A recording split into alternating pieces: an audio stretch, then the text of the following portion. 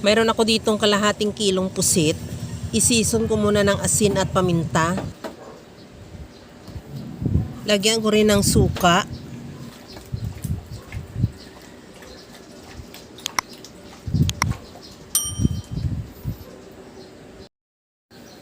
Maglagay ako ng kunting mantika sa kawali at ilagay ko na rin yung pusit. Lutuin lang natin yan siguro mga 5 minutes lang. Huwag na natin overcook. Para lang maluto na siya. At tanggalin muna yan sa kawali at ilagay sa bowl at isit aside.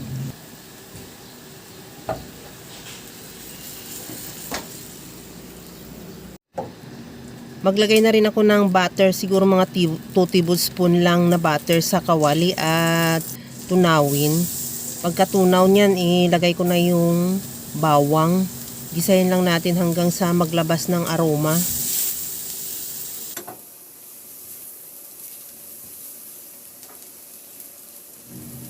Isunod ko na rin ilagay yung sibuyas.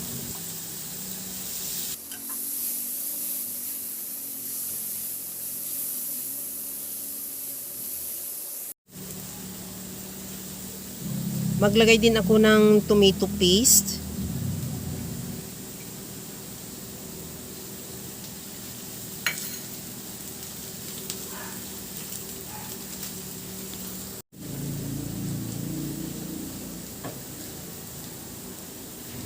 Timplahan ko na rin ng oyster sauce.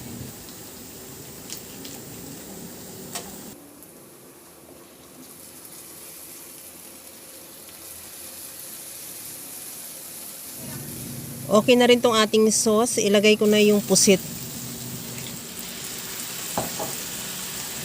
Since luto na rin din naman yung ating pusit, kunting halo lang yan para lang makoat siya ng sauce. At medyo mag-reduce lang din yung sabaw niya. At pagkatapos niyan, maglagay ako ng siling labuyo. Optional, kung ayaw mo ng maanghang, pwede naman hindi ka maglagay. Kaya lang naglagay ako dahil yung menu natin, hot spicy garlic pusit. Kunting halo na lang yan. At ready to serve na yung ating napakasarap na hot garlic pusit. Kaya mga kalasa, kung nagustuhan mo yung ating video, please like na lang at pakishare na rin sa inyong mga friends. At kung bago ka pa lang sa aking channel, subscribe na at i-click mo na rin ang bell button para sa mga notification. Okay na to, ready to serve na. Hanggang sa muli mga kalasa.